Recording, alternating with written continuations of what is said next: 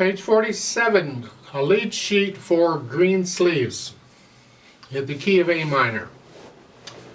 A lead sheet, or cheat sheet as some people call it, a fake book type stuff, where they give you a melody and the chords and you have to make up the harmony and the accompaniment yourself. You improvise. Some people enjoy doing this a lot, some people don't. I'll cover it in case you do. If you've never done anything with it, I would encourage you to give it a try.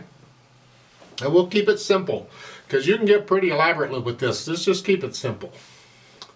On page 46, they've given you the chords for A minor. You need to know the primary chords, like the 1 chord, 4 chord, 5, 7, 1. There's a lot of other chords, but you really need to know those 3. To have those under your belt, that makes the other stuff a little easier. And then you can play them as block chords, which means you play them at the same time. You can play them as broken chords, which means you don't play them at the same time, and the pattern you use is entirely up to you. There's all kinds of patterns for broken chords. They give you some ideas over there. You can play it here, or here, or whatever. It's anything goes there pretty much. Just play the notes in the chord. And here I told you about 1, 4, 5, 7. That's one way of doing it. If they use Roman numerals under the staff, that's what you do. Here they're using the chord names above it.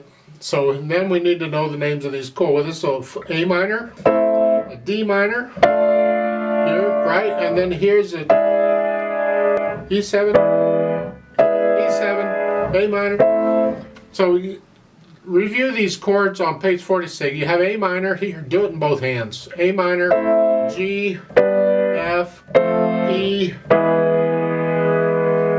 It helps to know the key signatures of these different keys, so you know what black notes are involved. Here, they're all white keys except the E. You have a G sharp and E major. And then C chord. Those pretty much the ones we're using here. So look Greensleeves over on these chord names. They're written in red here, whatever. You have A minor here. Do it in both hands. You need to be able to do this in either hand. Do it in both hands. A minor, and then 2 measures later you get a G major here. Next line you get an F major, and then an E major, and then an A minor. G major, F, E, A minor. See a pattern? And then the 4th line down. Now finally we get a C major, then up to G major, F major, E minor. These are the chords we're using here to give you an idea. And then you just play the melody. Well, now we got to work on the melody, because you got to be able to play that and think about the chords all at the same time. Yeah.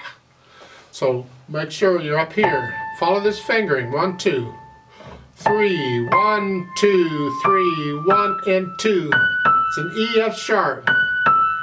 1 and 2.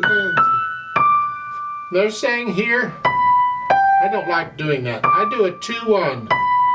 You don't have to cross over the thumb. And then you can come out the 3rd finger, crunch up. 2. 1 and then lift up. That's the end of a phrase. You lift up, and then you do the same thing again an octave lower.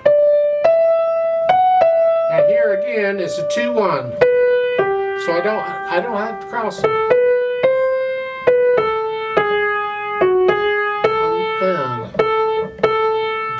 Make sure you can play this melody.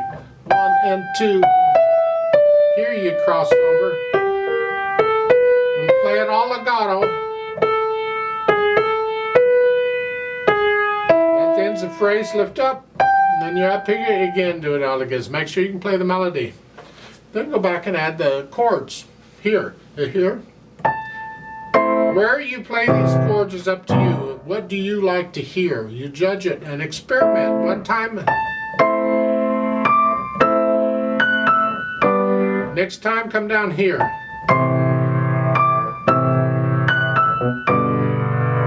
You have to decide, what do you like? Well, when the notes are way up high, having real low notes doesn't work all that well. You might want to be up here. You could even come up here.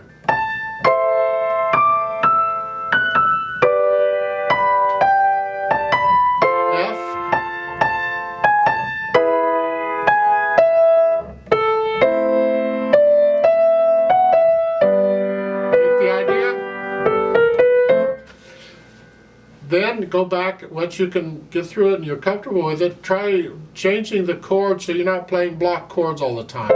Yeah. So roll them. See?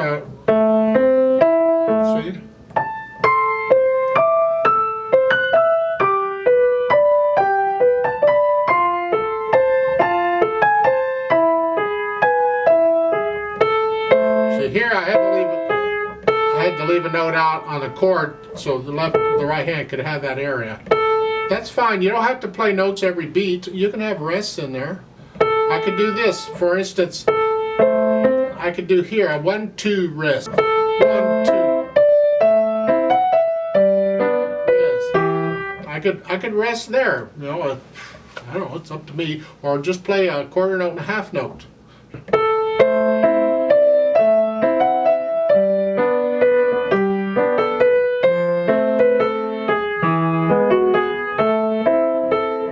There's all kinds of patterns for broken chords, and it's up to you. And don't play it the same throughout the whole piece. Vary it, change it around, experiment. This is where you're just kind of going out and having an adventure in music. And what can you come up with on yourself? What do you like?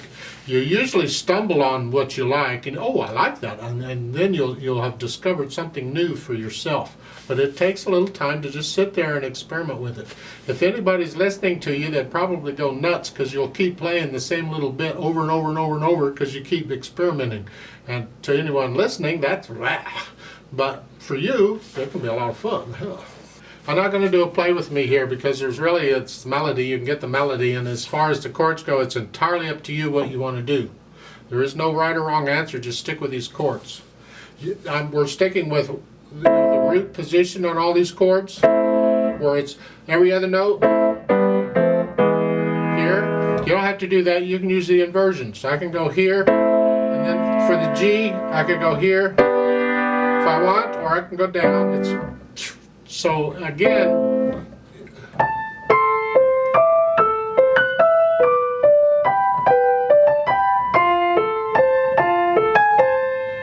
you have to experiment with the inversions and see what, and it's you and your imagination. Have fun with it. Experiment with these.